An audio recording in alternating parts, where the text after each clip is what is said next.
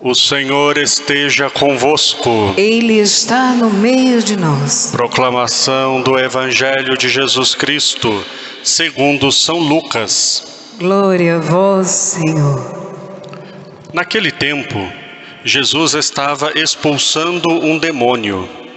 Mas alguns disseram: é por Beelzebu, o príncipe dos demônios, que ele expulsa os demônios.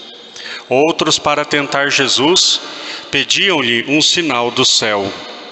Mas, conhecendo seus pensamentos, Jesus disse-lhes: todo reino dividido contra si mesmo será destruído, e cairá uma casa por cima da outra. Ora, se até Satanás está dividido contra si mesmo, como poderá sobreviver o seu reino? Vós dizeis que é por Beelzebu que eu expulso os demônios. Se é por meio de Beelzebu que eu expulso os demônios, vossos filhos os expulsam por meio de quem? Por isso, eles mesmos serão vossos juízes. Mas, se é pelo dedo de Deus que eu expulso os demônios, então chegou para vós o reino de Deus. Quando um homem forte e bem armado guarda a sua própria casa, seus bens estão seguros. Mas quando chega um homem mais forte do que ele, vence-o, arranca-lhe a armadura na qual ele confiava e reparte o que roubou. Quem não está comigo está contra mim. Quem não recolhe comigo dispersa. Quando o espírito mau sai de um homem, fica vagando em lugares desertos à procura de repouso. Não o encontrando, ele diz: vou voltar para a casa de onde saí. Quando ele chega, encontra a casa varrida e arrumada. Então ele vai e traz consigo outros 7 espíritos piores que ele, e entrando instalam-se aí. No fim, esse homem fica em condição pior do que antes. Palavra da salvação. Glória a vós, Senhor.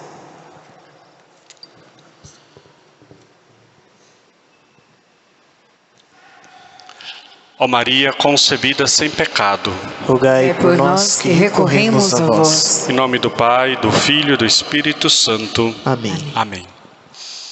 Meus queridos irmãos e irmãs, na missa do meio-dia, eu fiz a homilia falando sobre o primeiro dos 10 mandamentos. Todas as quintas-feiras nós fazemos a nossa catequese, mas como ontem foi dia de Nossa Senhora do Rosário, eu transferi a catequese para hoje. Então, na missa do meio-dia, eu fiz a catequese sobre o primeiro mandamento da lei de Deus. Vamos fazer agora uma série sobre os mandamentos. E agora, nessa missa das 15 horas, eu vou falar sobre o Evangelho de hoje.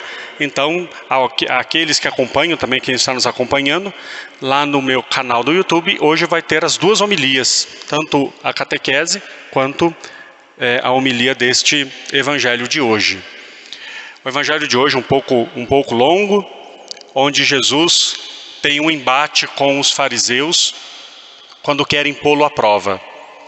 Jesus é questionado, está expulsando um demônio, e os fariseus dizem que é por causa do demônio, com uma associação de Jesus com o demônio, que ele tem esse poder de expulsar os demônios e fazer aquelas maravilhas diante do povo.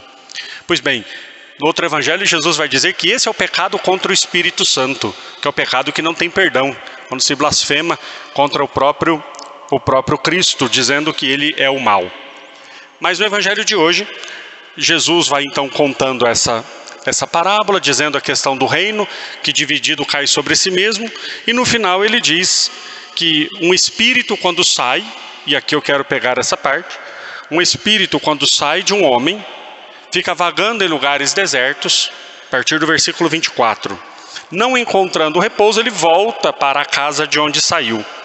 Quando chega, encontra a casa varrida, arrumada, vai, busca outros 7 espíritos piores do que ele, e aí diz que a situação daquele homem se torna pior do que antes. O que isso quer dizer? Quando nós somos batizados, quando nós recebemos o sacramento do batismo, no sacramento do batismo, hoje perdeu-se um pouco a evidência, perdeu-se a evidência desse sinal. Batismo virou muita coisa, menos o sacramento que de fato é, né? Eu costumo dizer que eu padre também, quem trabalha em secretaria paroquial, escuta cada coisa absurda, né? A pessoa chega, eu quero batizar o meu filho porque ele não dorme bem à noite. Quero batizar o meu filho porque ele é muito agitado.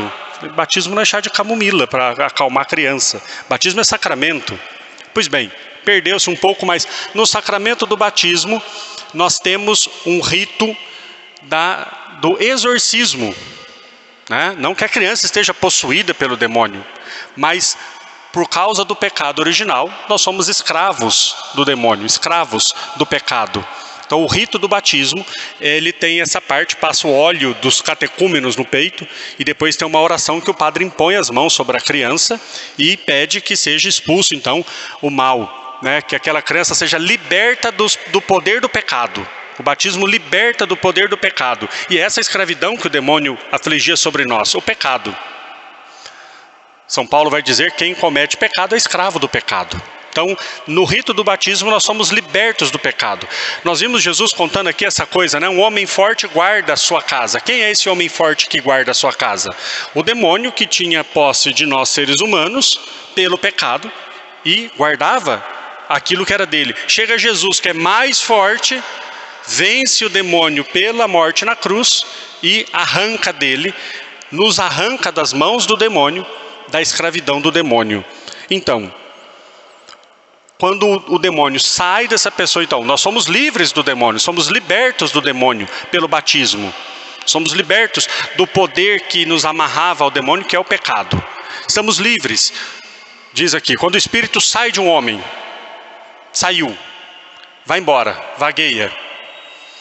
O batismo, então, é essa purificação que acontece em nós. Quando o espírito vai, não encontra lugar, ele volta. E olha o que o texto diz. Ele encontra a casa varrida e arrumada. O batismo nos limpa. O batismo nos purifica de todos os males. Estamos limpos, lavados, regenerados. O demônio encontra a casa varrida e arrumada. Só tem um porém. Se a casa estiver varrida e arrumada, mas se ela estiver vazia, o demônio vai e volta com outros 7. E a situação se torna ainda pior. Nós recebemos o nosso batismo, mas nós precisamos das obras de santificação para que a casa não esteja vazia. O que quer dizer isso aqui? Quer dizer que aquela pessoa, nós temos a tradição, graças a Deus, de batizar quando criança, mas imaginemos uma pessoa que se converta, imaginemos uma pessoa que se encontra com Cristo já na fase adulta, mesmo que tenha sido batizado, a pessoa se confessa, volta ao estado original da graça. E ela começa a combater os pecados, ela começa a crescer na graça, ela começa a crescer na vida de oração, ela se torna uma pessoa cristã. Mas de repente ela começa a esfriar na sua fé, ela começa a voltar atrás, ela começa a renegar as pequenas coisas que afastavam do pecado, e de repente aquela pessoa que já foi de Cristo se torna muito pior do que era antes. Muito pior do que era antes. É isso que Jesus está falando. A condição daquele que um dia conheceu a Deus e renegou e voltou atrás é muito pior, 7 vezes pior, pela simbologia dos 7 espíritos piores que aquele. A nossa salvação se encontra na perseverança. Na perseverança. Aquele que perseverar até o fim, esse será salvo. Nós precisamos pedir a Deus essa graça e nós precisamos lutar por essa graça, para que nós não possamos com o tempo ir esfriando na fé. Nós podemos correr o risco de ir nos acostumando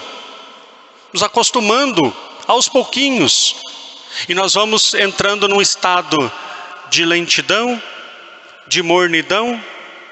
De repente nós estamos frios, afastados de Deus e nem nos damos conta.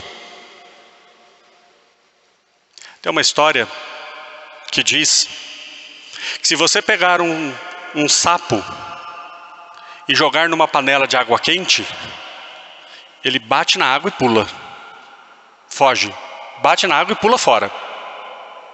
Se você colocar o sapo numa água friazinha, bem gostosa, aí liga um fogo bem baixinho embaixo daquela água, e aquela água vai esquentando aos pouquinhos, aos pouquinhos, aos pouquinhos, ele morre lá dentro. Ele não percebe que a água foi esquentando, de repente aquela água está fervendo e ele morre lá dentro. Muitas vezes, nós, quando estamos na vida da graça, estamos na vida sacramental, temos confissão, comungamos, rezamos. Se nós olharmos para um pecado mortal, nós teremos horror do pecado mortal. Horror. Não, eu jamais faria uma coisa dessas.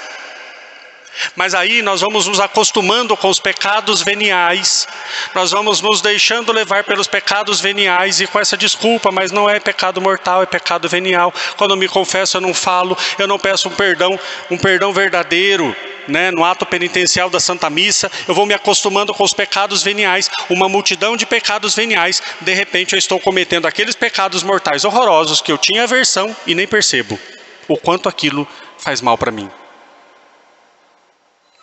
Se nós perguntarmos para uma pessoa que está no mundo fazendo as coisas mais absurdas, se aquilo para eles é algo ruim, vão dizer que não.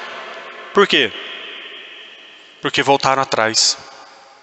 E muitos dos jovens, nossos jovens que estão no mundo, e é muito triste quando isso acontece, muitos deles já tiveram um encontro com Cristo, já tiveram um encontro verdadeiro com Deus, já estiveram sentados nos bancos, frequentando os sacramentos. Eu trabalhei uns bons anos em clínicas de recuperação para pessoas dependentes do álcool e da droga, quando eu era membro da Fraternidade O Caminho. Quantos jovens chegavam com a vida destruída e diziam: eu já fui muito na igreja, eu era coroinha, eu ajudava, eu ia com a minha mãe, eu ia com a minha avó, mas hoje eu estou assim. A situação se torna muito pior. Mas nós muitas vezes temos a visão para essas coisas grandiosas, mas olhar para dentro de nós, o quanto nós estamos deixando a casa do nosso coração vazia de boas obras, o quanto nós estamos deixando o nosso coração exposto. Talvez esteja bem varrido, talvez esteja bem arrumadinho, mas se estiver vazio, é um perigo para nós irmos voltando a fazer o que com tanto empenho nós já lutamos para abandonar. Com tanto empenho nós já lutamos para não mais cair naqueles pecados e de repente aquilo tudo vai voltando e nós vamos nos afastando de Deus. Mas eu repito, o grande perigo é quando isso lentamente vai se instalando em nós. E quando nós nos damos conta, estamos longe de Deus, já não me confesso mais, se comungo em pecado mortal, que é pior ainda, e assim a coisa vai. Vigiar a nossa casa, a casa do nosso coração. O que eu permito que entra dentro do meu coração. Que tenhamos as mãos ocupadas com as boas obras de Cristo, da evangelização, do testemunho, da santidade, para que a nossa casa esteja sempre habitada pelo Espírito de Deus, que não permite que o mal chegue perto de nós. Louvado seja nosso Senhor Jesus Cristo. Seja louvado.